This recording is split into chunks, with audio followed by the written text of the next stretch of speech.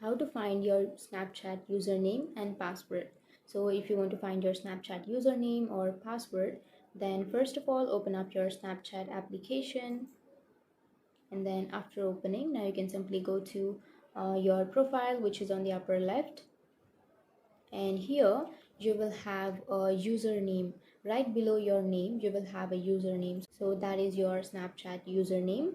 And if you want to know your password, then Snapchat don't have an option to show you your password, but you can go to settings, which is on the upper right, and then you can go for password option, and from here you can enter your current password. But if you forgot your password, then you will have forgot your password option.